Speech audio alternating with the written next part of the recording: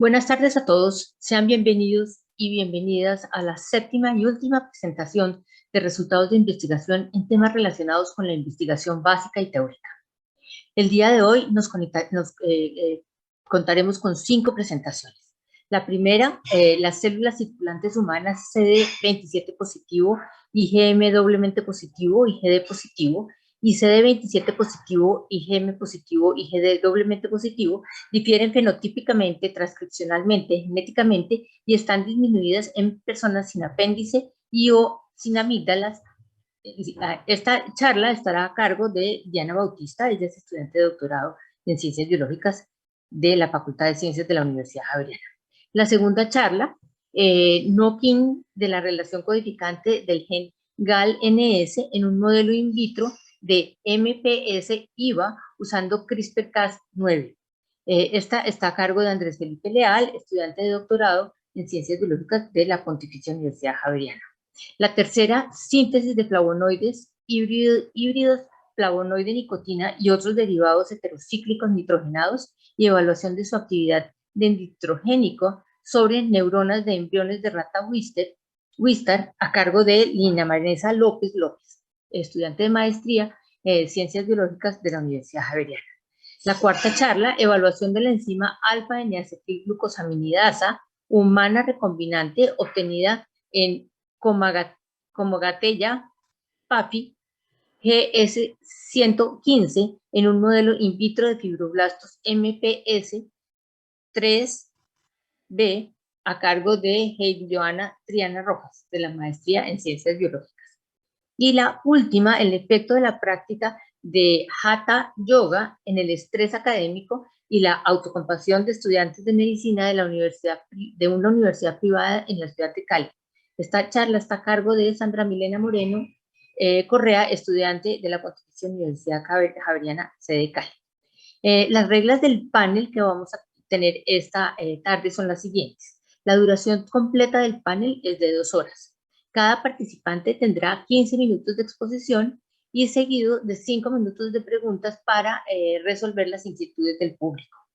De esta manera, si todo está claro, vamos a dar inicio a las presentaciones con la primera, que está titulada Las células vesiculantes humanas CD27 positivo, IgM doblemente positivo, IgD positivo, y CD27 positivo, IgM positivo, IgD doblemente positivo, difieren fenotípicamente, transcripcionalmente, genéticamente y están disminuidas en pacientes sin apéndice y o amígdalas a cargo de la estudiante de doctorado en Ciencias Biológicas de la Facultad de Ciencias de la Universidad Javeriana, Diana Bautista.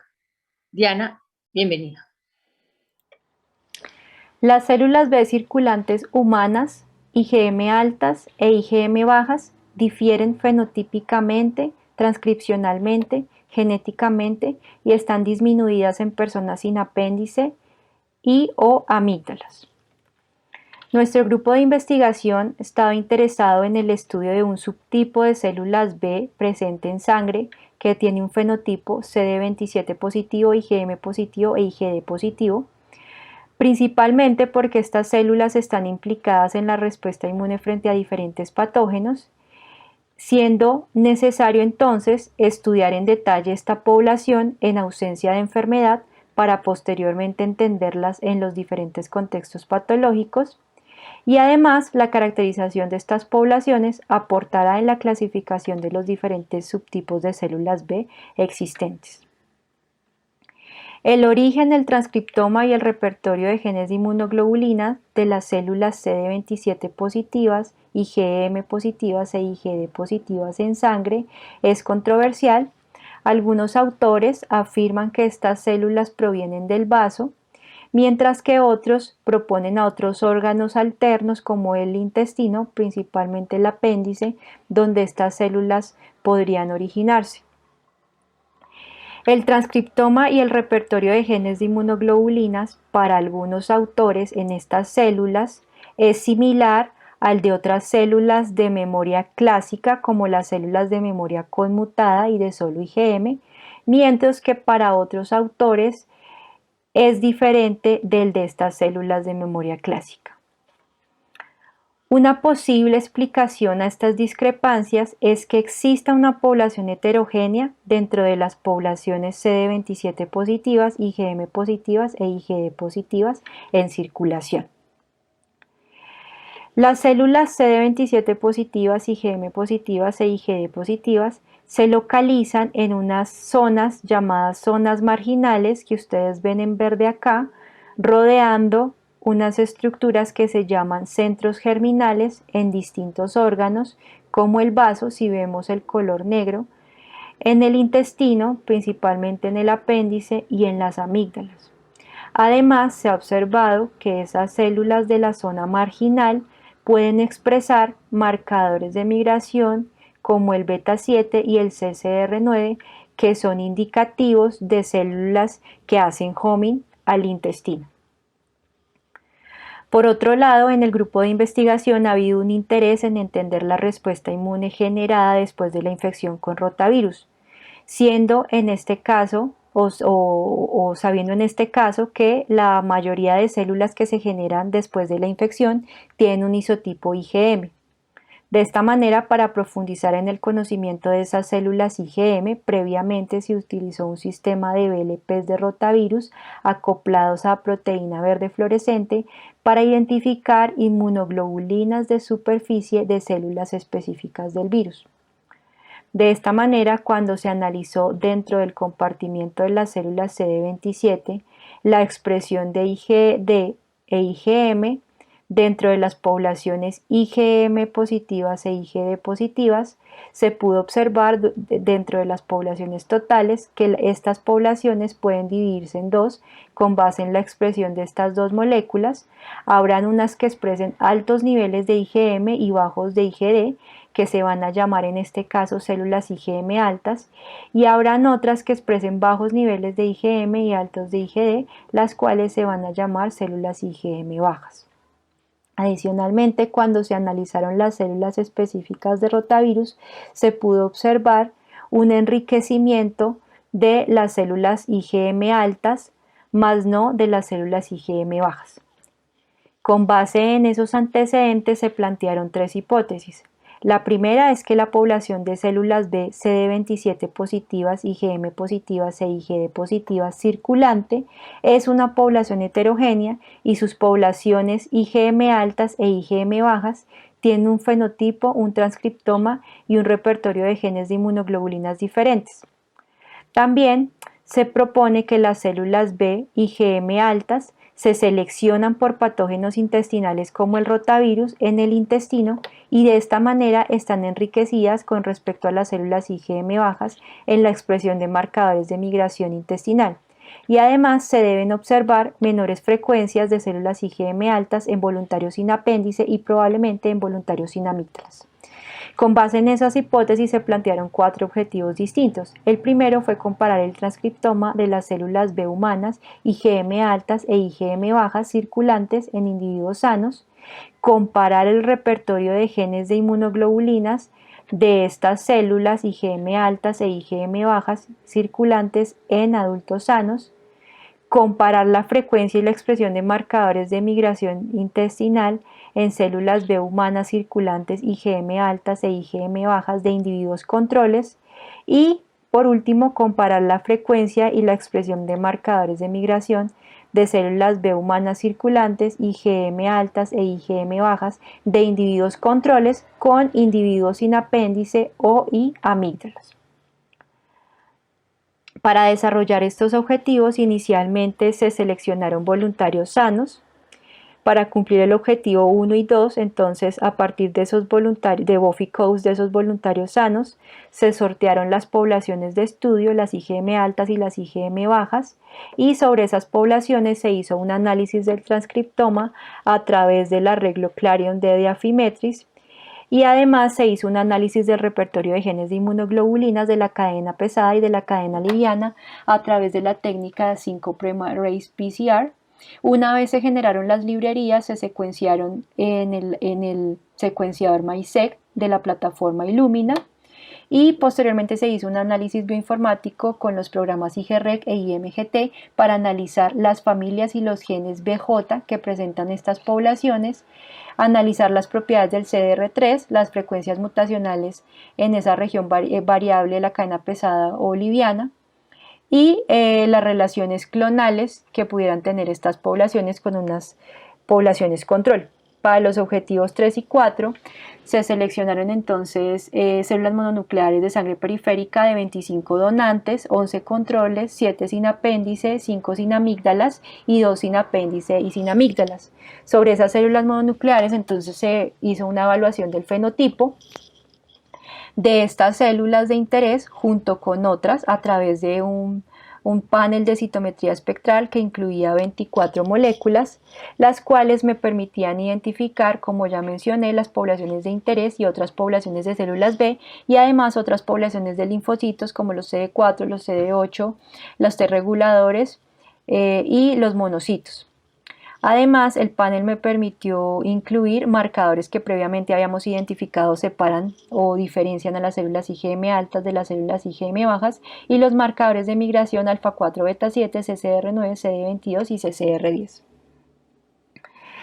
Los resultados que obtuvimos fueron los siguientes. Inicialmente, cuando comparamos el transcriptoma de las células IgM altas y las células IgM bajas, vimos que el transcriptoma de estas células era distinto, ¿sí? Y que diferían aproximadamente en 78 genes.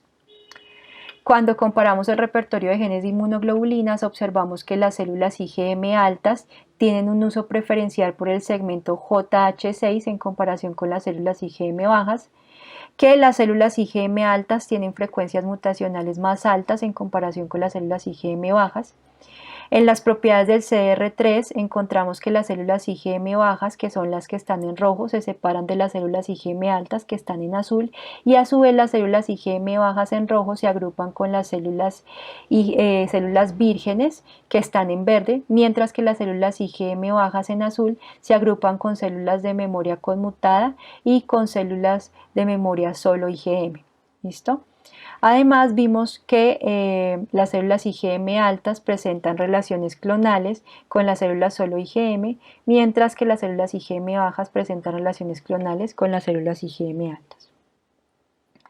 Cuando comparamos la frecuencia y la expresión de marcadores de migración en estas dos poblaciones de individuos controles, vimos que las células IgM bajas, en este caso que son las azules, expresan mayoritariamente alfa 4 beta 7, expresan más alfa 4 beta 7 en comparación con las células IgM altas que están en naranja, y observamos igual que las células IgM bajas expresan más CD22 en comparación con las células IgM altas, mientras que las células IgM altas expresan mayoritariamente CCR9 en comparación con las células IgM bajas. Sabiendo entonces que estos marcadores de migración estaban expresados diferencialmente en las poblaciones de estudio, quisimos entonces mirar cuál era la contribución de cada uno de estos marcadores en la separación de estas poblaciones. Entonces inicialmente hicimos un análisis de agrupamiento a través de un algoritmo llamado UMAP, en el cual pudimos incluir marcadores originales, es decir, los marcadores que previamente habíamos identificado separan a las células IgM altas de las células IgM bajas. Con esos marcadores pudimos ver que las células IgM bajas que están en azul se separan de las células IgM altas que están en naranja. Observamos esa misma agrupación cuando incluimos en el análisis el alfa 4 beta 7 y el CD22, pero la agrupación de estas poblaciones cambió cuando incluimos el CCR9. El CCR9 nos aumentó la heterogeneidad al interior de estas poblaciones y la heterogeneidad se observa aún mayor cuando se incluyen todos los marcadores en el panel. Paralelamente hicimos un análisis de agrupamiento no supervisado a través del algoritmo Flowsum, y a través de ese algoritmo pudimos ver que hay un clúster, el clúster 7, que expresa mayoritariamente CCR9 y separa a este clúster del resto de las poblaciones.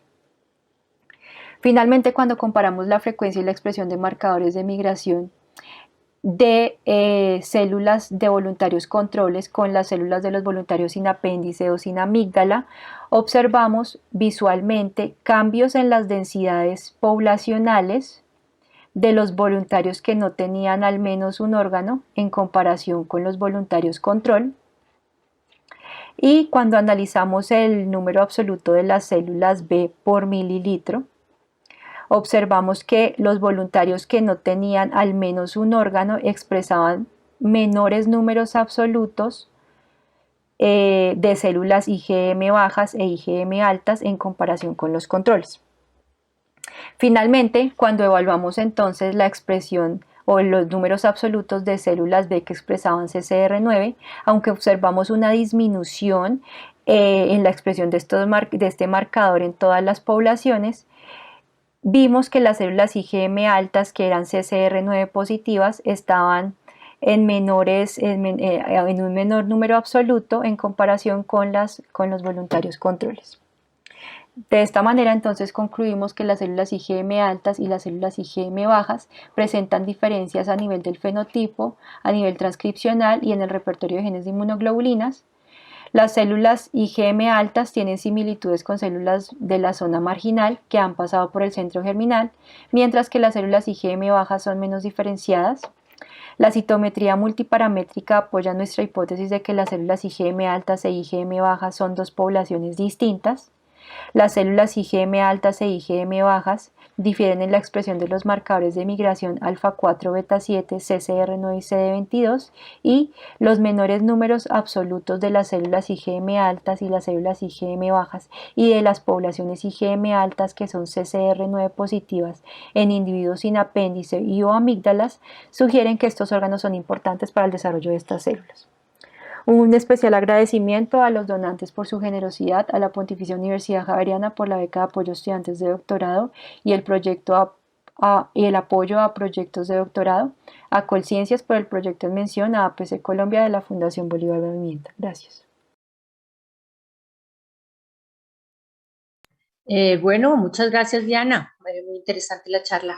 No sé si habrá tiempo para preguntas.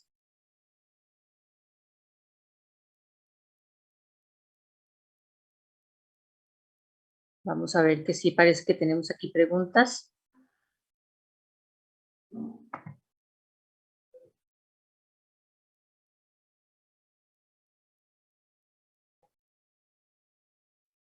Me están diciendo que sí, pero no me han llegado.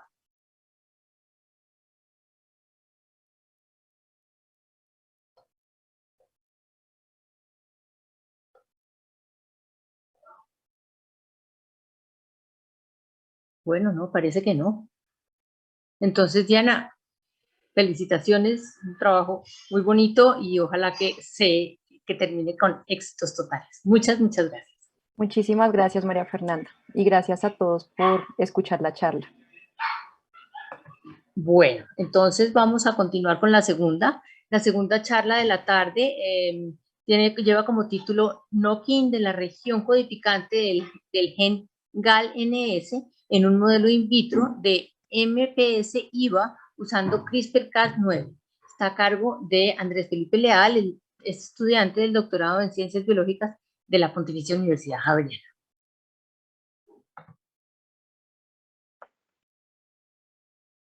La mucopolisacaridosis 4A o síndrome de Morquio es una enfermedad de depósito lisosomal caracterizada por mutaciones sobre el gen codifica para la enzima N-acetilgalactosamina 6-sulfato sulfatasa o GALA, quien en condiciones normales contribuye a la degradación lisosomal de los glicosaminoglicanos, condroitin 6-sulfato y queratansulfato, los cuales son importantes constituyentes de la matriz extracelular.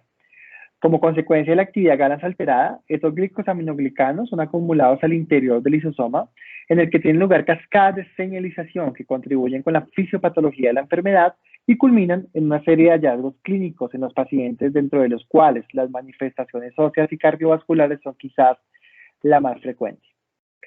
A pesar de la importante morbimortalidad que podría suponer la mucopolisacaridosis 4A, en la actualidad no existe una estrategia terapéutica que nos permita pensar en una cura para la enfermedad.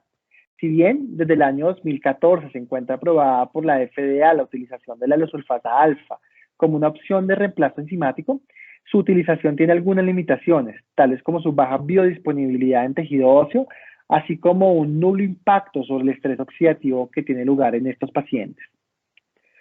Conscientes de la necesidad imperiosa de buscar nuevas estrategias para el tratamiento de la mucopolisacaridosis 4A y en vista de que es un defecto genético el que da lugar a la enfermedad, durante este trabajo decidimos llevar a cabo una prueba de concepto para terapia génica utilizando el sistema CRISPR-Cas9. El sistema CRISPR-Cas9 es biológicamente un complejo ribonucleoproteico compuesto por una endonucleasa conocida como Cas9 y un pequeño RNA guía de 20 nucleótidos que se encarga de guiar a esta endonucleasa a sitios del genoma particulares para generar cortes de doble cadena gracias a la presencia de dos dominios con actividad catalítica conocidos como los dominios HNH y RVC, los cuales median el clivaje del ADN. Ante el estrés del corte de doble cadena, son activados en las células una serie de mecanismos que buscan reparar dicho corte, entre los que se encuentran la recombinación homóloga y la unión de extremos no homólogos. Los eventos de recombinación homóloga pueden ser aprovechados por los investigadores para llevar a cabo la inserción de información genética nueva, haciendo uso de diferentes plataformas tales como los plásmidos, a los cuales denominamos vectores donantes, y los cuales basta con diseñar un par de brazos de homología a fin de que estos sean reconocidos por la maquinaria de reparación. Si dicho donante no es incluido de manera conjunta o simultánea con el sistema CRISPR-Cas, se verá favorecida la vía de reparación de unión de extremos no homólogos, la cual resulta ser promutagénica. El sistema CRISPR-Cas9 ha sido de forma reciente utilizado como una herramienta terapéutica en algunas enfermedades de depósito lisosomal, como la mucopolisacaridosis tipo 1, en la que se ha logrado restablecer la actividad enzimática de la alfa-L-hidroxilasa, enzima deficiente en esta enfermedad de depósito lisosomal, en hasta un 6% de la actividad wild type, con resultados positivos en modelos in vitro e in vivo, donde el mejoramiento de las afecciones cardiovasculares, respiratorias y óseas han sido documentadas. Gracias a las bondades del sistema CRISPR-Cas9 y su potencial terapéutico, durante este trabajo decidimos llevar a cabo ensayos de edición génica utilizando un locus de inserción segura conocida como ABS1 en un modelo de fibroblastos derivados de pacientes con mucopolisacaridosis 4A y un sistema de lipofección. En este estudio se consideró la utilización de una variante de la endonucleasa Cas9 obtenida de Streptococcus pyogenes, la cual tiene mutado el dominio RVC, dejando así su actividad catalítica limitada al dominio HNH y cuya utilización ha demostrado reducir los efectos de off-target o de cortes no deseados, que pueden ser una limitante importante en la utilización del sistema CRISPR-Cas9. Por su parte, y ante la necesidad de utilizar 12 RNAs guías para guiar a esta nicasa de Cas9 a las células sentido y antisentido, se utilizaron algoritmos bioinformáticos para el diseño de estas secuencias de ARN, las cuales fueron clonadas en un plásmido comercial obtenido del repositorio de AdGene y en el cual, además de contener los sitios para la clonación de los RNAs guías, cuenta con una secuencia codificante de la nicasa de Cas9. La secuencia de estos RNAs guías pueden ustedes verlas en el esquema inferior y las flechas que allí se presentan muestran el sitio de corte de Cas9, mientras que las letras subrayadas en rojo constituyen un sitio PAM, el cual es una secuencia de 3 nucleótidos que son fundamentales para las interacciones iniciales entre Cas9 y el ADN y que para el caso particular de Cas9 utilizada en este estudio es cualquier nucleótido seguido por 2 guaninas. Finalmente, como pueden observar, este plásmido contiene la secuencia de la proteína en Cherry como un gen reportero corriente arriba de la secuencia codificante de Cas9. Por otro lado, el plásmido donante fue diseñado con 2 brazos de recombinación homólogos al sitio de corte de Cas9, los cuales flanquean un cassette de expresión constituidos por un promotor de citomegalovirus, la secuencia codificante del gen GALAX, clonada a través de la digestión enzimática de 2 enzimas, MF1 y ML1. Corriente arriba de esta secuencia codificante del gen GALAX fue ubicado en la secuencia TAC-FLAC, un péptido de autoclivaje y finalmente un gen de resistencia antibiótica a canamicina. En la caracterización in vitro inicial llevamos a cabo ensayos para determinar la actividad endonucleasa de Cas9 haciendo uso del ensayo T7 en células KEGDO93FT transfectadas únicamente con los plásmidos CRISPR-Cas9 durante 72 horas. Tiempo en el cual las células fueron observadas por microscopía de epifluorescencia para evaluar la transfección del plásmido. En ese mismo tiempo, realizamos una extracción de ADN genómico, el cual fue amplificado por PCR. Estos productos de PCR fueron denaturados posteriormente renaturados y finalmente sometidos a digestión con esta endonucleasa T7. Esas digestiones fueron corridas en un gel de agarosa y a partir de un análisis de densitometría pudimos determinar un porcentaje de índice del 11.8% que sugiere que Cas9 es capaz de cortar donde se predijo bioinformáticamente, mientras que la transección del plásmido CRISPR que contiene únicamente uno de los dos guías, bien sea el sentido o el antisentido, no genera ninguna indelo-mutación en la secuencia amplificada. En PC ustedes ven el control positivo de la actividad de la enzima T7, que es parte de los controles internos que trae el kit que utilizamos. A partir de esta información, ensayos de transfección con el sistema CRISPR-Cas9 y ahora también con el plásmido donante fueron llevados a cabo sobre una línea de fibroblastos obtenidos de pacientes con mucopolisacaridosis 4A.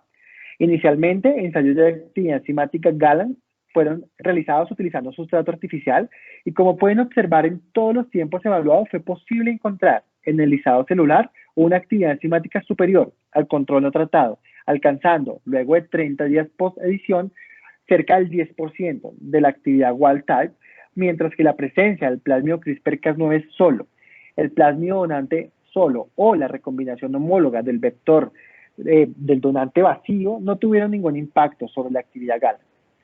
Finalmente, y para determinar si la actividad enzimática era consistente con una reducción de la masa lisosomal, llevamos a cabo ensayos de citometría de flujo utilizando la sonda LysoTracker y como pueden observar, 30 días después del tratamiento se evidencia una reducción en dicho marcaje. Este evento fue consistente con hallazgos de imágenes realizadas en epifluorescencia, en los cuales también observamos una reducción importante del marcaje después del tratamiento. En conclusión, nuestros resultados sugieren que el sistema de edición génica basado en CRISPR-Cas9 permite la inserción del cassette de expresión que contiene GALAN y que el incremento de dicha expresión en la actividad GALAN parece tener un impacto positivo sobre la masa lisosomal. A la fecha seguimos buscando otros indicadores de restablecimiento del fenotipo en células MPS4A, tales como estrés oxidativo y flujo autofágico, cuyas alteraciones han sido previamente descritas en el contexto de la fisiopatología de la mucopolisacaridosis 4A.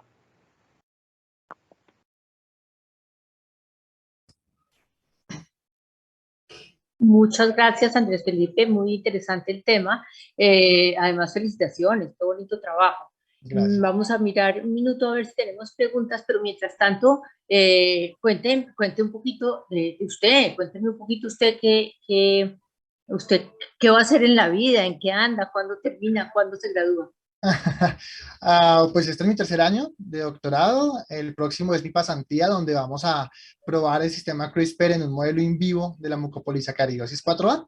Nuestro gran reto, ensayos preclínicos, y espero el otro año terminar el doctorado. Veremos. ¿Y a dónde se va? ¿A dónde va a ser Voy para Delaware con la Autoridad Mundial de Mucopolisacaridosis 4A en los Estados Unidos, el doctor Shunji Tomatsu, quien diseñó el modelo de MPS4A.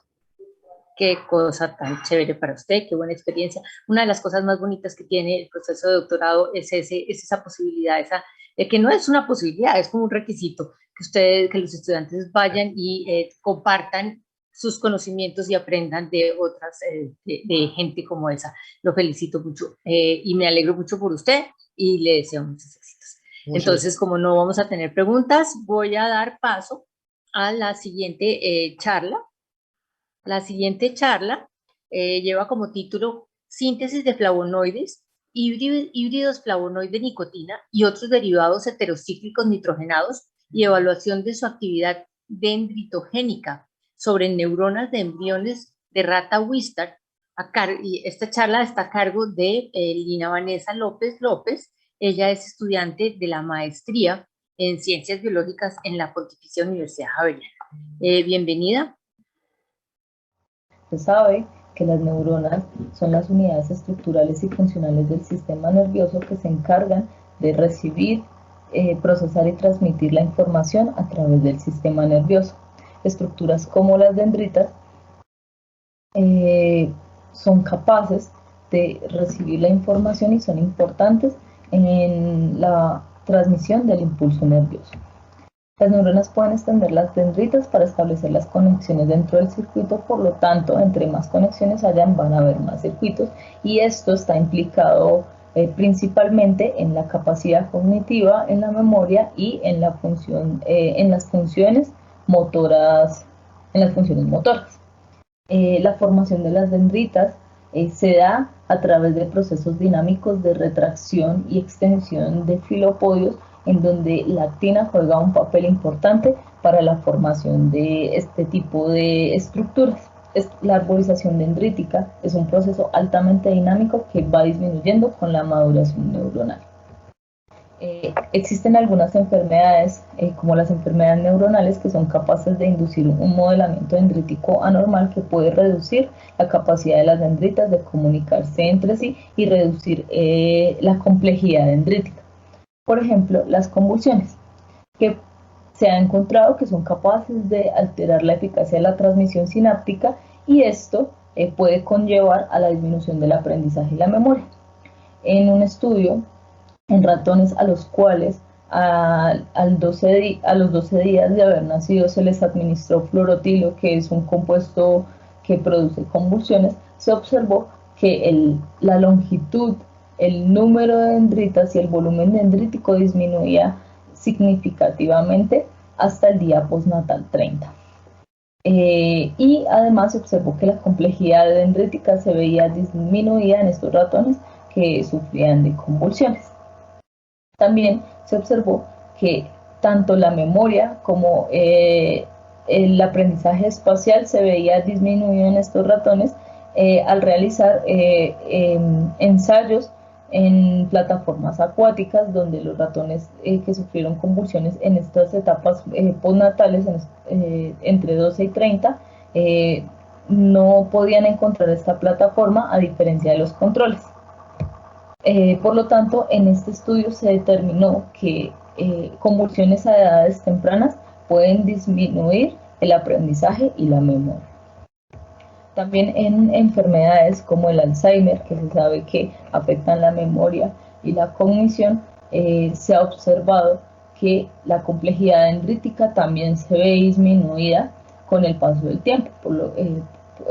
Por ende, en este ensayo, en el cual a través de un modelo experimental de la enfermedad de Alzheimer en ratones transgénicos que sobreexpresaban la proteína precursora amiloide, se encontró que en el control había una cantidad significativamente mayor de dendritas, a diferencia de los ratones transgénicos que expresaban la enfermedad. Teniendo en cuenta esto, se observa que hay una relación entre la complejidad dendrítica y la disminución en la memoria y los procesos cognitivos. Teniendo en cuenta que estas enfermedades neurodegenerativas han venido en aumento, por ejemplo, datos del 2015, en el cual en este año, en el 2015, se encontraron 9.9 millones de nuevos casos de demencia, que para ese año, ese estudio decía que en 20 años la población que sufría este tipo de enfermedades iba a ser el doble, y teniendo en cuenta que los costos para los tratamientos de estas enfermedades son muy elevados, a diferencia de, en estadísticas de Estados Unidos, que dice que utilizaron $1 trillón para los tratamientos de estas enfermedades, y que empresas como Apple ganan 800 billones de dólares, es muy preocupante, y se requieren de nuevos tratamientos y de nuevas alternativas para este tipo de enfermedades. Entonces se ha encontrado que como flavonoides son capaces de aumentar la complejidad dendrítica. Por ejemplo, en este estudio, donde se utilizó la 7,8 dihidroxiflavona 500 nanomolar, se observa que hay un aumento significativo en la complejidad dendrítica. También existen otros estudios que demuestran que heterociclos nitrogenados como el nicotinaldehído a 0,5 miligramos por kilogramo de peso en ratones, ya que este compuesto fue inyectado, se encontró que existe un aumento de la complejidad dendrítica. Sin embargo, este compuesto es altamente adictivo y también puede ser tóxico. Por lo tanto, como objetivos y propósitos del proyecto de investigación, se quiso evaluar la citotoxicidad de flavonoides y de derivados heterocíclicos nitrogenados sobre neuronas corticales de embriones de rata Wistar obtenidas de cultivo primario, y se determinó el efecto de los compuestos sobre la complejidad dendrítica y su morfología. Para la metodología que se utilizó, se sintetizaron hidroxiflavonas a través de rearreglos de Baker-Benn-Catamaran y luego se realizó una reacción nucleofílica con bromuro de propargilo para generar éteres de propargilo que funcionan como dipolarófilos en reacciones 1,3 dipolares para la obtención de heterociclos nitrogenados como isoxazoles y triazoles. Uno de los compuestos de mayor importancia para nosotros fue el híbrido entre nicotina y flavonoide para determinar si este compuesto lograba aumentar la complejidad dendrítica. La metodología que se utilizó para este trabajo consistió primero en la evaluación de la citotoxicidad a partir de neuronas obtenidas de cultivo primario con embriones de rata Wistar en etapa embrionaria 18. Estas neuronas se mantuvieron in vitro por 6 días y al 6º día se colocó tratamientos que van desde concentraciones de 10 microgramos por mililitro a 0,625 microgramos por mililitro de los compuestos sintetizados y se mantuvieron en incubación durante 24 horas y luego se adicionaron las sales de tetrazolio para determinar luego de 4 horas las absorbancias a 570 nanómetros y así determinar el porcentaje de viabilidad celular. Con los compuestos menos tóxicos se realizó una inmunocitoquímica con las neuronas obtenidas también de cultivo primario, a las cuales se les colocó los tratamientos a concentraciones de 0,312 a 1,25 microgramos por mililitro. Luego de 24 horas de incubación se colocó el anticuerpo primario, en este caso que es un MAP2, luego el anticuerpo secundario, se tomaron las fotos y se realizó el análisis morfológico, el análisis de Scholl y se determinó el área bajo la curva. El análisis de Scholl consistió a través de un software realizar círculos concéntricos a determinadas distancias del soma para determinar el número de dendritas. Como resultados se obtuvieron 9 compuestos a los cuales a todos se les hizo el análisis de viabilidad celular. Cabe destacar que de todos los compuestos sintetizados, todos los heterociclos nitrogenados se obtuvieron con porcentajes de rendimiento de 53.3 a 90%. Todos estos compuestos son nuevos y no están reportados en la literatura, por lo tanto se realizó el análisis de su estructura mediante técnicas como resonancia magnética nuclear y masas de alta resolución. Acá se observa un ejemplo de un espectro de resonancia magnética nuclear de hidrógeno tomado en cloroformo a 300 MHz, en este caso del compuesto L5, que se obtuvo como un sólido blanco con un 79% de rendimiento, donde se observan 3 señales que son muy importantes, una a 5.31 como un singlete que integra para 2 correspondiente al metileno que se encuentra en posición alfa al flavonoide y al isoxazol, la señal en 6.74 que se observa como un singlete que integra para 1 correspondiente al metino del isoxazol y una señal en 6.85 que integra para 1 como un singlete correspondiente al hidrógeno vinílico del anillo del flavonoide, del anillo C del flavonoide, y a campo bajo se observan todos los hidrógenos correspondientes a los anillos aromáticos tanto del flavonoide como del isoxazol. En el análisis de la citotoxicidad se encontró que el compuesto L1 y L2, que corresponden a la 6 y 7 hidroxiflavona, poseen un efecto dosis-respuesta, ya que al aumentar la concentración disminuye la viabilidad celular, siendo el compuesto L2 más tóxico que el compuesto L1. También se encontró que el compuesto L3 y L4 poseen efecto dosis-respuesta, ya que al aumentar la concentración disminuye la viabilidad celular, siendo el compuesto L4 más tóxico que el compuesto L3. Por lo tanto, los compuestos que se encontraban sustituidos en la posición 7 del flavonoide fueron más tóxicos. En este caso, los hidroxilos y los grupos éteres de propargilo que los compuestos en posición 6.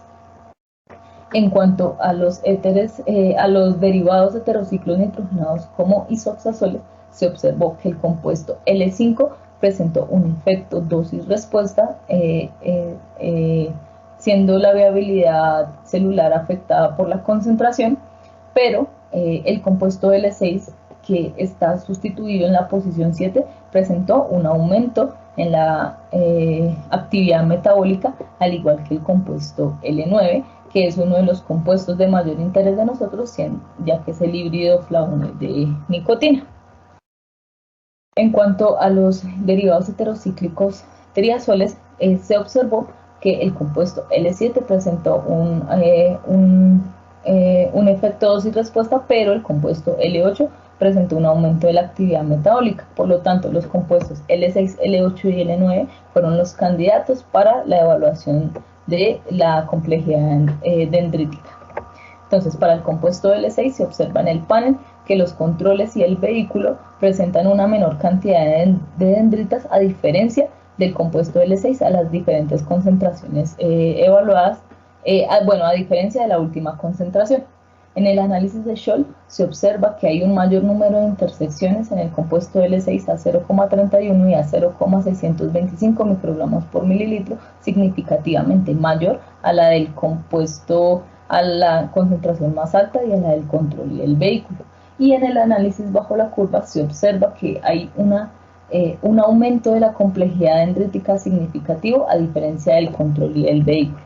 En cuanto a los resultados de la morfología, se observa que el compuesto L6 a la mayor concentración evaluada presenta un área mayor del soma al control y al vehículo, pero no es significativo, y que el número de dendritas disminuye significativamente en el compuesto a esa concentración evaluada. En cuanto al análisis de Scholl del compuesto L8, se observa en el panel de imágenes que la complejidad dendrítica es mayor de manera significativa al control y al vehículo. Esto se puede comprobar en el análisis de Scholl, donde se observa que hay un mayor número de intersecciones en las tres concentraciones evaluadas del compuesto L8 a diferencia del control y el vehículo, que también se puede corroborar en el análisis bajo la curva, donde se observa que hay un aumento de la complejidad dendrítica significativamente mayor al control y al vehículo. En cuanto a los resultados de la morfología, se observa que el área del soma es significativamente mayor en el compuesto L8 a la concentración de 1,25 microgramos por mililitro, a diferencia del compuesto en las concentraciones menores evaluadas y en el control y el vehículo, y que la complejidad dendrítica es significativamente mayor que la del control y el vehículo, como ya se había comprobado. En cuanto al análisis del compuesto L9, se observa que a las tres concentraciones evaluadas de este compuesto hay una mayor complejidad de las dendritas, a diferencia del control y el vehículo, que se observa en el análisis de Scholl, donde el número de intersecciones es mayor, desde 5 micras hasta 60 micras. Y en el análisis bajo la curva se observa que la complejidad dendrítica es significativamente mayor a la del control y del vehículo. Acá se observa que el tamaño del soma, el área del soma, es menor significativamente en el compuesto L9 a 312 microgramos por mililitro, y que se observa una mayor complejidad dendrítica a diferencia del control y del vehículo. En cuanto a los resultados de las tres moléculas, a la menor concentración se observa que el compuesto L8 presenta una mayor complejidad dendrítica a diferencia del compuesto L9 y el compuesto L6, pero que los tres compuestos presentan una mayor complejidad dendrítica que es significativa a diferencia del control y el vehículo. Como conclusiones, podemos observar que la toxicidad de los compuestos evaluados resultó ser baja en neuronas, que los heterociclos nitrogenados como isoxazoles y triazoles en la posición 7 aumentaron la actividad metabólica en las neuronas a diferencia de la posición 6, y que el híbrido entre nicotina y el flavonoide aumentaron la complejidad dendrítica de manera significativa en concentraciones bajas, teniendo baja toxicidad, y que estos tres compuestos mostraron una buena capacidad de dendritogénesis y son moléculas promisorias en la búsqueda de tratamientos para enfermedades neurodegenerativas, ya que se sabe que hay una relación directa entre la complejidad dendrítica y la disminución de la cognición y de la memoria. Gracias. Lina, muchas gracias. Muy chévere también su trabajo. Cuénteme un poquito, ¿con quién está trabajando usted? ¿Quién la dirige? Buenas tardes, a mí me dirige la profesora Alex Loaiza del Departamento de Química, pero este trabajo es un trabajo interdisciplinar con el área de neurobioquímica y de allí me dirige la profesora Sonia Albarracín. Ah, sí, sí, muy bien. Tenemos una pregunta aquí que se la voy a leer. Dice, ¿existe una relación entre la morfología o complejidad dendrítica con la generación de adicción? ¿Es posible predecir la generación de adicción de los compuestos evaluados? Bueno, pues por lo menos en los estudios que se realizaron con nicotina, se observó que este compuesto podría generar una mayor complejidad a nivel dendrítico, pero en otros estudios sobre la toxicidad, estos dicen que este compuesto genera adicción. No sé si sea posible el saber si los compuestos que yo estoy evaluando puedan causar adicción. Habría que hacer otro tipo de experimentos. Bueno, muy bien. Le agradezco mucho y entonces me despido de usted y vamos a dar paso a la siguiente charla. Va a ser la cuarta charla de la tarde.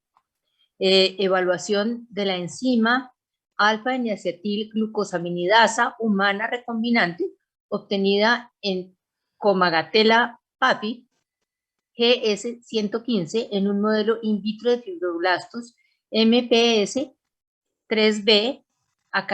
Esta charla está a cargo de Heidi Johanna Triana Rojas. Ella es estudiante de la maestría en Ciencias Biológicas. Heidi Johanna, buenas tardes y continúe usted. Hola a todos, mi nombre es Heidi Johanna Triana Rojas, soy estudiante de maestría, pertenezco al Instituto de Errores y Datos del Metabolismo. Vengo a hablarles de mi proyecto que se llama Evaluación de la enzima alfa-N-acetilglucosaminidasa NAGLU recombinante obtenida en Comagatella PAFI GS115, en un modelo in vitro de fibroblastos MPS 3B para el 16º Congreso La Investigación en la Pontificia Universidad Javeriana. Para ello, primero tienen que saber qué es la enfermedad de Sanfilippo. La enfermedad de Sanfilippo es un error innato de metabolismo que ocurre por la deficiencia de un gen específico. Esta hace parte de las enfermedades de almacenamiento lisosomal, que ocurren por la deficiencia de la enzima alfa-N-acetilglucosaminidasa conocida como NAGLU, por lo que se produce la acumulación de paransulfato, específicamente en los lisosomas. La enfermedad de Sanfilippo pertenece al grupo de las mucopolisacaridosis. Estas generan acumulación de glicosaminoglicanos, específicamente de paransulfato. La MPS3 tiene 4 subtipos, A, B, C y D. Nos vamos a centrar específicamente en la MPS3B, que ocurre por la deficiencia de la enzima alfa-N-acetilglucosaminidasa, como ya lo había mencionado. Esta deficiencia genera en los niños hirsutismo, rasgos faciales toscos, enanismos, hepatomegalia y adicional a eso es neurodegenerativa progresiva. En la actualidad no hay ninguna terapia aprobada para esta enfermedad, para los niños que pueden llegar a presentar esta sintomatología o que la presentan y la padecen. Adicional a eso, en el Instituto de Errores Innatos del Metabolismo se han generado diversas proteínas recombinantes que han tenido un impacto mayor, es decir, que han logrado degradar eficientemente los sustratos acumulados. Por ende, se decidió realizar la producción de la proteína NAGLU recombinante, específicamente en Comagatella PAFI como sistema de expresión. Para ello, se generaron 2 preguntas de investigación. La primera, ¿es posible obtener la proteína alfa-N-acetilglucosaminidasa recombinante de forma activa a partir de Comagatella PAFI GS115? Y la segunda, ¿cuál es el efecto en la administración de la enzima lisosomal recombinante NAGLU en un modelo in vitro de MPS 3B? Para ello se generaron un objetivo específico, un objetivo general y 2 específicos. El primero, evaluar el efecto hidrolítico de la enzima recombinante NAGLU obtenida en Comagatella PAFI GS115 en un modelo in vitro de fibroblastos MPS 3B. El específico, evaluar la expresión de la proteína NAGLU recombinante a escala de 100 y 400 mililitros en la cepa de Capafi G115. Y luego caracterizar in vitro el efecto de la proteína humano recombinante NAGLU empleando fibroblastos MPS3B. Para llevar a cabo estos objetivos se realizó inicialmente el tamizaje de la expresión de Capafi a 10 mililitros, encontrando que se escogieron 10 clones al azar, incluido el control. El control es un plasmido Pepix Z alfa NAGLU que no tiene el gen de interés como el resto de clones. Allí pudimos encontrar que 4 de ellos, el clon 2, el clon 4, clon 5 y clon 6, obtuvieron una actividad en unidades sobre mililitros a las 72 horas, a diferencia del resto de clones, incluido un control que no obtuvieron actividad volumétrica a las 72 horas. Por ende, estos 4 clones fueron escalados a 100 mililitros, encontrando que el clon número 6 y el clon número 5 tienen el mismo comportamiento a las 24, 48 y 72, generando su mayor actividad a las 72 horas, a diferencia del clon 2 y el clon 4, que no tienen actividad a las 72 horas, y el clon control, que tiene una actividad muy baja a las 72 horas. Como el clon número 6 fue el que obtuvo la mayor actividad de 0.121 unidades sobre mililitro, fue comparado con un estudio que realizó Khan en el 2014, en el cual en células CHO, en el cual encontró que con 0,1 a 1 unidades sobre mililitro producidas de la proteína recombinante células CHO, se redujo significativamente el heparansulfato en fibroblastos con MPS3B. Por eso se decidió avanzar con la investigación. Como el clon número 6 fue el que tuvo mayor actividad, fue el que se escaló a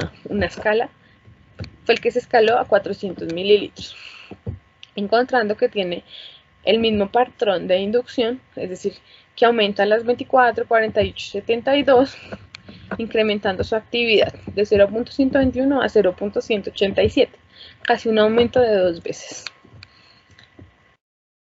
Luego de eso se procedió a realizar la purificación. Nuestro constructo, que tiene el gen de interés, adicional a eso tiene una cola de histidina, por lo que la purificación se realizó por cromatografía de afinidad, encontrando un pico de la proteína no unida y un pico de 42.36 obtenido de la proteína de elusión.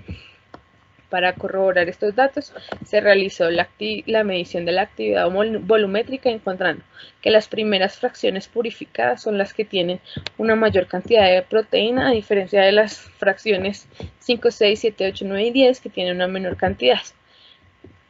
Por lo que se decidió concentrar las primeras fracciones y desalinizarlas, colocándolas en un buffer de citrato a pH 5,5, encontrando que los diferentes cultivos tuvieron un aumento en la actividad específica, que puede deberse al tratamiento de las muestras y a la estandarización de la cromatografía, a la estandarización de la purificación. Luego de esto, se decidió realizar un SDS-PACE de proteína recombinante NAGLU para verificar si obtuvimos un peso aparente de la proteína NAGLU recombinante comparado con la literatura y la estructura cristalográfica, encontrando en condiciones no reductoras que hay unas bandas aparentemente de un peso similar a 260 kilodalton, que corresponden a la estructura trimérica de la proteína, y en condiciones reductoras, en la fracción 1 y 2, podemos ver una banda aparente de 82 kilodalton que corresponden a la estructura monomérica de la proteína. Cabe resaltar que este peso debe corroborarse por un Western blot o hacer Malditov que nos confirme el peso ideal y los aminoácidos que se tienen de la proteína NAGLU recombinante purificada.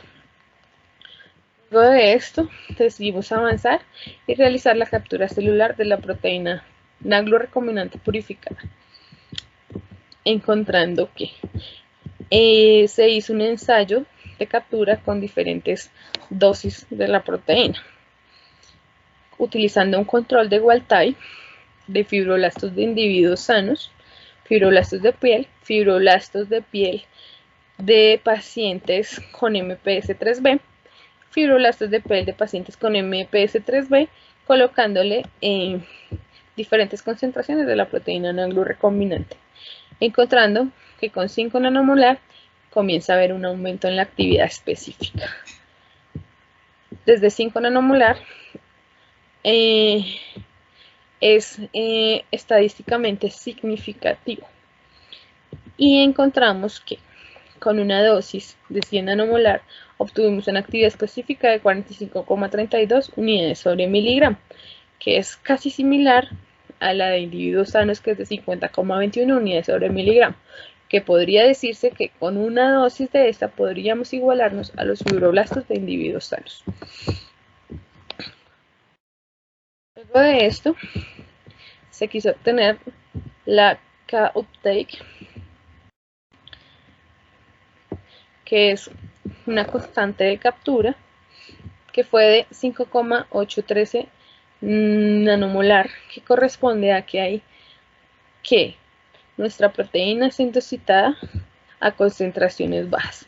Y esta fue comparada con la constante K-uptake de la proteína NAGLU recombinante producida en células CHO, que es de 5,9. Es decir, que se está endocitando de la misma manera.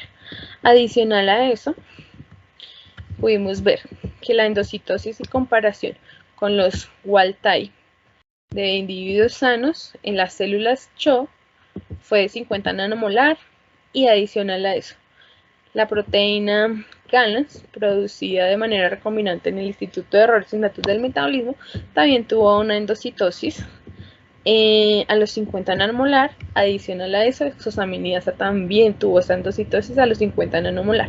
Eso también puede deberse a las glicosilaciones que tiene cada una de las proteínas. Puede que tenga una mayor receptividad, mayor captura, y pueda endocitarse de una mayor manera, pero que pueden llegar a generar una internalización efectiva de estas proteínas.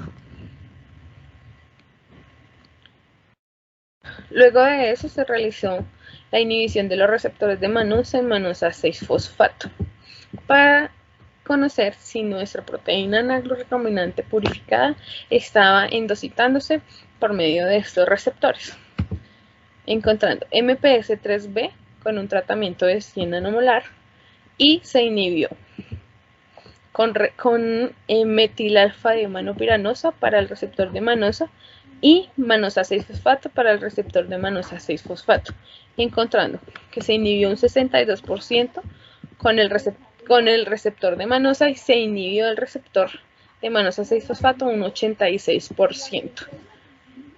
Lo que quiere decir que nuestra proteína NAGLU alfa humana recombinante sí se está endocitando por estos dos receptores.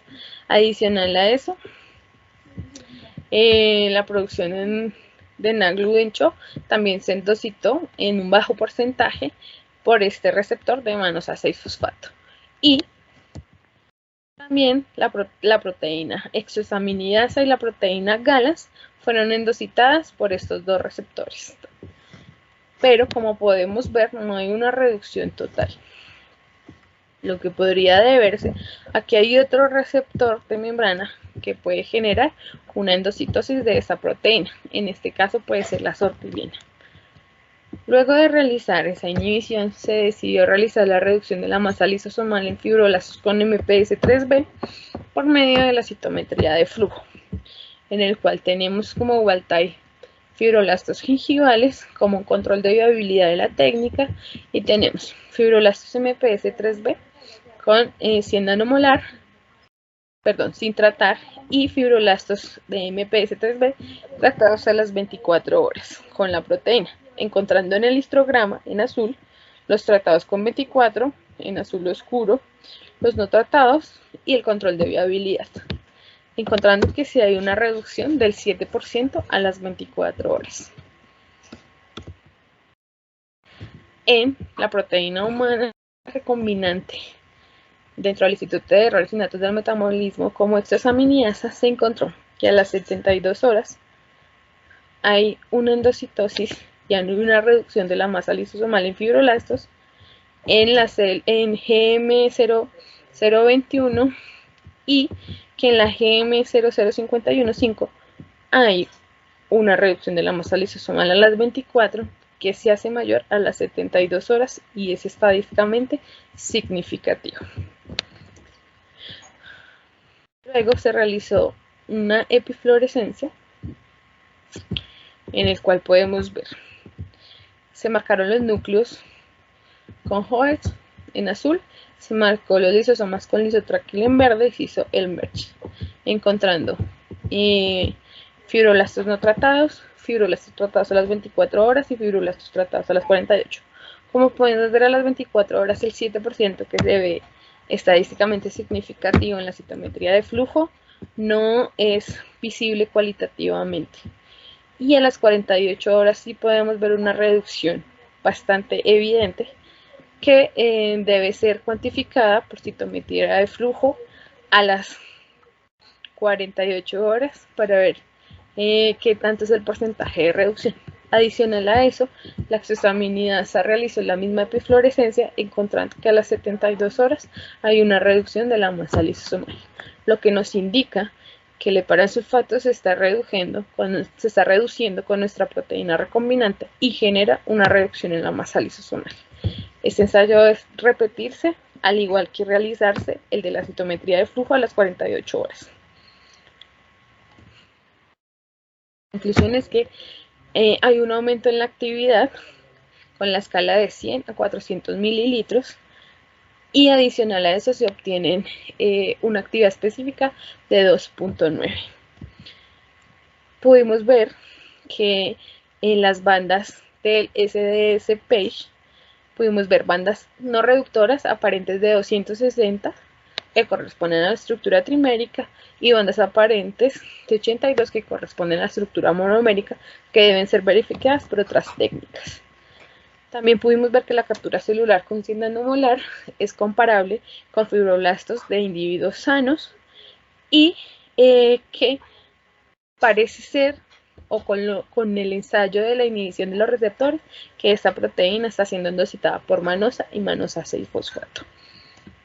Adicional a esto se realizó la medición de la masa lisosomal, mostrando que NAGLU producida en CAPAFI permite una reducción significativa de la señal del lisotráquil, lo que hipotéticamente nos podría decir que sí hay una reducción de paransulfato y por ende hay una reducción de masa lisosomal, pero debe ser verificado específicamente la reducción de paransulfato total.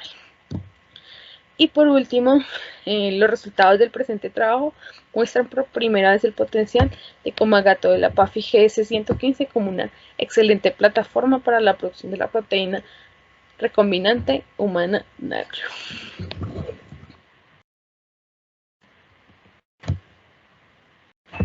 Para el 16º Congreso, la investigación en la Pontificia Universidad Javeriana, aportamos a las ciencias básicas, desde el conocimiento de la biología molecular, desde la biotecnología, debido a que la producción de esta enzima recombinante, por primera vez de manera activa, podría generar una herramienta potencial a futuro para así, con ensayos posteriores, ver o establecer una posible terapia de reemplazo enzimático para estos niños que presentan esta enfermedad. Muchas gracias. Heidi, muchas gracias. Tenemos por aquí del público una pregunta. Dice, ¿qué ventaja tiene la producción de esta proteína en la levadura versus el sistema clásico de células de mamífero? Pues una de las ventajas de producir la enzima alfa-N-acetilglucosaminidasa de forma recombinante en la levadura es que se puede generar una mayor producción comparado con células CHO, comparado con células de mamífero. Adicional a eso, pues mitiga un poco los costos debido a que en levadura es mucho más económico producir la levadura, producir la proteína, que en células de mamífero. Adicional, pues como sabemos, las levaduras pueden generar glicosilaciones similares a las humanas que nos permiten generar una proteína estable una proteína recombinante que puede llegar a endocitarse y generar a futuro una posible terapia de reemplazo enzimático. Ok. Cuénteme un poquito de usted, de quién es su director y ya está terminando el proceso de maestría. Sí, señora, yo ya sustenté el proceso de maestría, estoy en el proceso para el grado, para optar el grado, y mi directora es la profesora, la doctora Ángela Joana Espejo, y el cotutor es el director del Instituto de Errores y Datos del Metabolismo, que es Carlos Javier Almésiga, y pues con ellos dos realicé todo el proceso. Y ahora, ¿el futuro es? Pues el futuro es postularme como investigadora junior y a ver si pues en un futuro podríamos realizar el doctorado. Pues eso Ojalá. es lo que se quiere, esperemos que se pueda lograr. Ojalá que así sea. Muchas, muchas gracias. Entonces Bueno, gracias a ti. vamos a dar comienzo a la última charla de la tarde, titulada Efectos de la práctica Hatha Yoga en el estrés académico y la autocompasión de estudiantes de medicina de una universidad privada de la ciudad de Cali. Esta charla está a cargo de Sandra Milena Moreno Correa, es estudiante de la Universidad Javeriana C de Cali. Sandra Milena, bienvenida. Un saludo muy especial. Inicialmente quiero dar las gracias por la invitación a este importante evento de investigación y a continuación voy a compartir los resultados de un proyecto que se realizó en la Pontificia Universidad Javeriana Cali titulado Impacto del Hatha Yoga en el estrés académico y la autocompasión en estudiantes de medicina de una universidad privada de la ciudad de Cali. Los autores, Luz Alejandra Lazo, María Fernanda Moncada, Lina Vanessa Becerra, José Guillermo Ortega, Freddy Moreno y quien les habla, Sandra Moreno. Este estudio estuvo financiado por la convocatoria de investigación de la Oficina de Investigación y Desarrollo de la Pontificia Universidad Javeriana Cali. El contexto del problema tiene que ver con el estrés, el cual es un fenómeno que aparece cuando las demandas del medio exceden los recursos que tiene el individuo para responder. De acuerdo a la teoría de Lazarus y Fogman, es un fenómeno transaccional en el cual el individuo hace una primera evaluación del fenómeno para decidir si lo considera o no como un estresor. En caso de tener los recursos para responder, pasa un fenómeno de adaptación y aprendizaje de la experiencia, pero cuando carece de los recursos aparecen respuestas estereotipadas relacionadas con la enfermedad. El estrés puede volverse crónico cuando aumenta la intensidad y la frecuencia y aumenta su estímulo en el tiempo. El estrés académico es un tipo de estrés crónico que aparece en el ámbito educativo y tiene la capacidad de alterar 4 sistemas, a saber, el sistema nervioso central, el sistema autónomo, sistema endocrino y sistema inmunológico, de acuerdo a lo que propone la psiconeuroendocrino-inmunología, en la cual el sistema nervioso recibe el estímulo que es capaz de activar el eje hipotálamo-hipófisis adrenal, cuyo resultado o producto final, entre otros, es el cortisol, una hormona que genera ciertas vías metabólicas, pero además impacta en el sistema inmunológico, generando un estado de inmunosupresión y un proceso de inflamación crónica relacionado con la predisposición a enfermedades crónicas no transmisibles como la enfermedad cardiovascular, la diabetes o alteraciones a nivel del sistema nervioso como la ansiedad, la depresión o la ideación suicida. Varios autores han comprobado que los niveles más altos de estrés académico se presentan en estudiantes de las áreas de la salud. Esto tiene que ver con la complejidad y densidad de los temas que se abordan en la fase de formación en ciencias básicas, pero también con la exposición a realidades como la muerte, como la enfermedad que pueden experimentar en la fase de formación clínica. Esto puede impactar en el estrés académico generando una alteración cognitiva que puede relacionarse con el bajo rendimiento académico, reprobación de asignaturas, deserción. Además, varios autores han encontrado la presencia de prehipertensión, sobrepeso, prediabetes y síndrome metabólico en estos estudiantes que probablemente los van a llevar al desarrollo de estas enfermedades crónicas y la presencia de depresión, ansiedad e ideación suicida. El Hatha Yoga es una disciplina que combina la actividad física donde hay un estímulo del sistema osteomuscular, donde hay un aumento de la frecuencia cardíaca, un aumento del riego sanguíneo, con la respiración, la meditación y la relajación. Esto en conjunto permite un equilibrio en el sistema nervioso autónomo, aumentando el sistema parasimpático y bajando el tono simpático, lo que va a impactar en regular el eje hipotálamo-hipófisis adrenal y por eso disminuir el estrés académico. Por su parte, la autocompasión, derivada del mindfulness, es una forma que tiene el individuo de relacionarse amablemente consigo mismo, de entender la realidad y la naturaleza humana para permitir que aparezca el fallo o el error. Y esta autocompasión se ve favorecida con disciplinas que tienen que ver con la meditación. En ese sentido, el objetivo del estudio fue determinar el impacto del Hatha Yoga en el estrés académico y la autocompasión de estudiantes de medicina de una universidad privada de la ciudad de Cali. Los participantes del estudio fueron estudiantes de medicina matriculados en los periodos 2019-1 y 2019-2.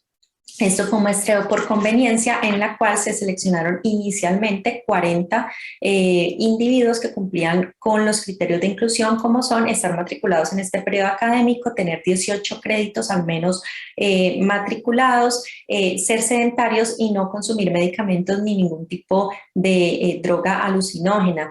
Este número de muestra se tuvo en cuenta pensando en un porcentaje de deserción aproximadamente del 30%. Y se dividieron en dos grupos, el grupo Hatha Yoga o intervención de 20 individuos y el grupo control. Esa división de los grupos fue de forma aleatorizada a través de un sistema de balotas. A lo largo del estudio se retiraron algunos participantes, quedando 14 para el grupo Hatha Yoga y 15 para el grupo control. A todos los participantes se les aplicaron estos instrumentos antes y después de iniciar el estudio. La lista de indicadores de vulnerabilidad al estrés, que tiene 20 ítems con puntuación de 0 a 4 y 3 como punto medio, el cuestionario de estrés académico que tiene 19 ítems con 4 dimensiones, puntuación de 1 a 5, 3 como punto medio, y la escala de autocompasión de NIF que tiene 26 ítems, 6 dimensiones, puntuación de 1 a 5 y 3 como punto medio. Lo que se hizo fue que a todos los participantes antes de la intervención se les dio recomendaciones sobre alimentación saludable, consumo de alcohol poco frecuente de acuerdo a las indicaciones del Instituto Nacional de Salud de los Estados Unidos, no consumo de tabaco, bebidas energizantes ni alucinógenos y la aplicación de los 3 instrumentos y el consentimiento informado. A los que integraron el grupo de Hatha Yoga se expusieron a clases de Hatha Yoga 1 hora 2 veces a la semana durante 14 semanas, mientras que el grupo control se expusieron a clases teóricas del yoga 1 hora 2 veces a la semana por 14 semanas. Después de esta intervención, a ambos grupos se les hizo nuevamente la aplicación de los 3 instrumentos mencionados. Se hizo el análisis de los datos a través de un análisis estadístico descriptivo de acuerdo a las pruebas que se ven en la diapositiva. Ya en los resultados, en esta tabla 1, podemos encontrar las diferencias en variables como edad, sexo y semestre en los dos grupos, encontrando que no hubo diferencias significativas, lo que nos dice que ambos grupos fueron muy homogéneos. La mayoría de los participantes fueron mujeres, todos se encontraban en los primeros semestres de formación y la gran mayoría en el segundo semestre. Cuando vemos esta tabla de comparación entre grupos, antes y después de la intervención, encontramos que en cuanto al instrumento de vulnerabilidad, ambos grupos tenían una vulnerabilidad baja. Hay que tener en cuenta que a partir de 3 es el punto medio y entonces por debajo de 3 decimos que no hay vulnerabilidad al estrés. Y la vulnerabilidad sigue baja después de la intervención, aunque no hubo diferencias significativas entre los grupos ni antes ni después.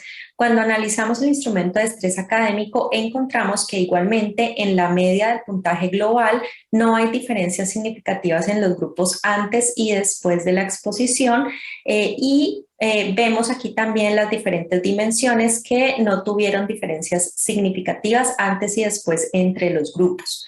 Cuando vemos la autocompasión, encontramos que en la media global del instrumento, ambos grupos presentaban una baja autocompasión antes de iniciar el estudio y en el grupo Hatha Yoga tendió a aumentar, mientras que en el grupo control disminuyó después de la intervención. Sin embargo, las diferencias entre los grupos no fueron significativas. Tampoco hubo diferencias significativas en las dimensiones de la autocompasión, pero después de la intervención se encontraron diferencias entre los grupos en la dimensión humanidad común, que tiene que ver con el entendimiento que hace el individuo de su condición humana.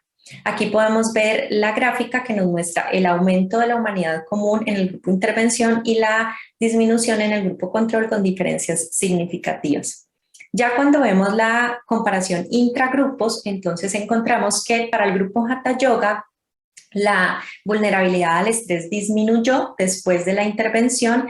Sin embargo, siempre estuvo baja y las diferencias no fueron significativas. En el grupo control, por el contrario, aumentó, aunque se sigue considerando este puntaje como no vulnerable y nuevamente las diferencias no fueron significativas. Cuando revisamos el estrés académico en cuanto al puntaje global, encontramos una disminución en el grupo Hatha Yoga con diferencias estadísticamente significativas y aunque también hubo una reducción en el grupo control, las diferencias no fueron significativas. Cuando vemos las dimensiones, encontramos que en el grupo Hatha Yoga hubo una tendencia a disminuir, pero solo hubo diferencias significativas en la dimensión dificultades interpersonales.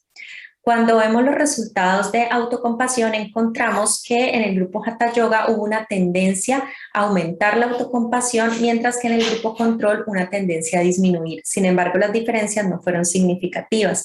Cuando vemos las dimensiones, hay algo muy interesante.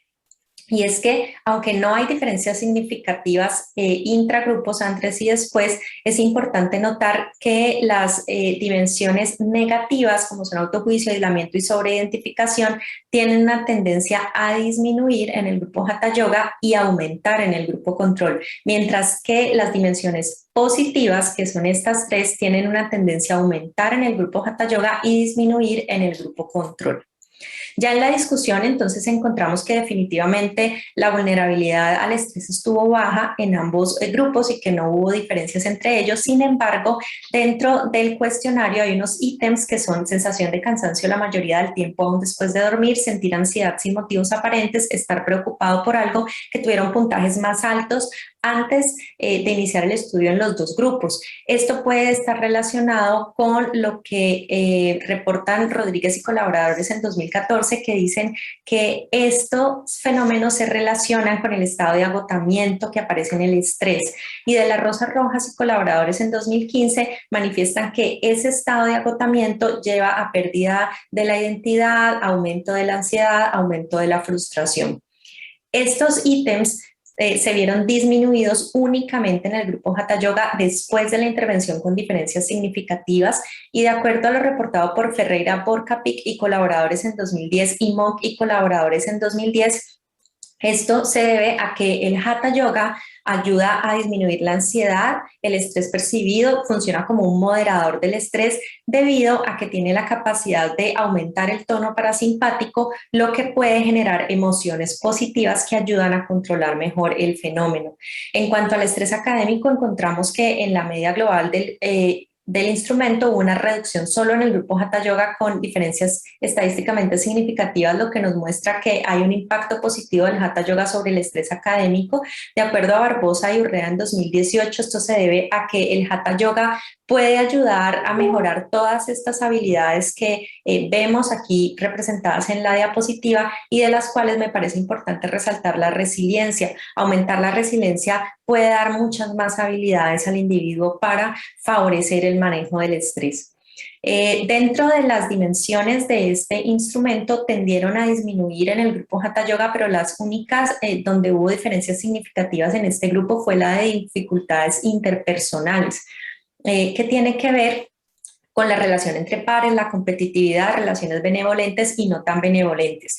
Para estos autores, las asanas o posturas del Hatha Yoga, la respiración y la meditación ayudan a poner la mente en blanco, lo que da sensaciones de tranquilidad y permite un mayor bienestar del individuo consigo mismo y con el medio ambiente externo, lo que favorece mejorar las relaciones entre las personas. Ya cuando hablamos de autocompasión, entonces recordemos que en el grupo Hatha Yoga aumentó, mientras que en el grupo control disminuyó, sin embargo no hubo diferencias significativas. Lo interesante fue que las subescalas positivas aumentan en el grupo Hatha Yoga, mientras que las subescalas negativas aumentaron en el grupo control.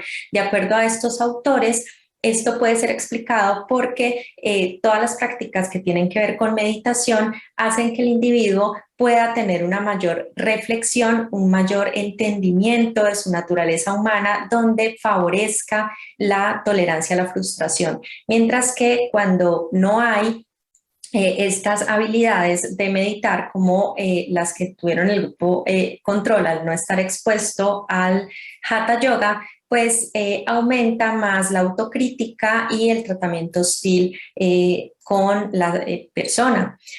Cuando hablamos de las dimensiones, entonces en el grupo Hatha Yoga lo más relevante fue el aumento de la autoamabilidad y la disminución del autojuicio, que según Breines y colaboradores en 2018, esto ayuda a tener unas mayores habilidades y aumentar la inteligencia emocional que puede favorecer en el individuo un manejo del estrés académico. En cuanto al grupo control, encontramos una disminución de la humanidad común y un aumento del autojuicio. Para Nifi Germer en 2012, la no exposición a elementos del yoga hace que el individuo no sea consciente de su realidad humana y para estos autores estos resultados pueden estar relacionados con una mayor predisposición a la depresión, ansiedad e ideación suicida. En términos generales, en el grupo Hatha Yoga el estrés académico tuvo una tendencia a disminuir y la compasión tuvo una tendencia a aumentar. Y esto se relaciona con lo reportado por Kion en 2013, quien dice que incluso la autocompasión puede ayudar a moderar el estrés académico. Para concluir, el presente estudio muestra una tendencia de disminución del estrés académico y el estrés percibido y una tendencia al aumento de la autocompasión en los estudiantes expuestos al Hatha Yoga, aunque no hubo diferencias significativas. Los resultados proporcionan información relevante acerca de una opción que puede ser utilizada por las instituciones educativas para apoyar a los estudiantes durante su formación y ayudar a reducir este fenómeno. Como limitaciones del estudio están el tamaño de la muestra y el tiempo de la exposición, y las fortalezas tienen que ver con la visualización del problema del estrés académico desde el punto de vista de salud pública. Muchas gracias.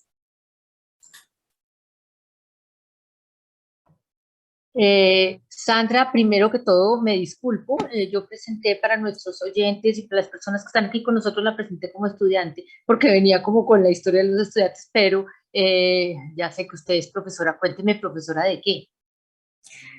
Bueno, muy buenas tardes para todos, muy buenas tardes, muchas gracias. Yo soy profesora del Departamento de Ciencias Básicas de la Salud aquí en la Javeriana Cali y soy profesora del área de Inmunología y Virología. No puede ser. Bueno, miren, nos encontramos. Muy bien, me alegro conocerla, me disculpo de nuevo. Y entonces creo que preguntas no tenemos. Vamos a esperar un momentico a ver si tenemos preguntas. Qué bonito trabajo, qué muy interesante. Sí, la verdad, muchas vale. gracias. Esos trabajos son muy chéveres, a mí me gustan mucho. Pero parece que no tenemos preguntas. Entonces le voy a dar las gracias y saludos a la Javeriana Cali, que tanto queremos desde la Javeriana Bogotá. Un placer tenerla por aquí. Sí. Muchísimas gracias, un placer para mí participar. Muchas gracias. Entonces vamos a dar por terminado este panel. Hemos terminado con las 5 ponencias y por eso queremos agradecerles a todos su asistencia y a los ponentes por su participación en el Congreso, y queremos también invitarlos a participar en la clausura del 16º Congreso de la Investigación en la Pontificia Universidad Javeriana. También se entregará el Premio Bienal Javeriano en Investigación en las 3 modalidades: modalidad vida y obra, modalidad mejores trabajos y el Premio Bienal a la innovación. Entonces, pues les agradecemos mucho por haber estado con nosotros esta tarde y nos vemos en la clausura. Muchas gracias.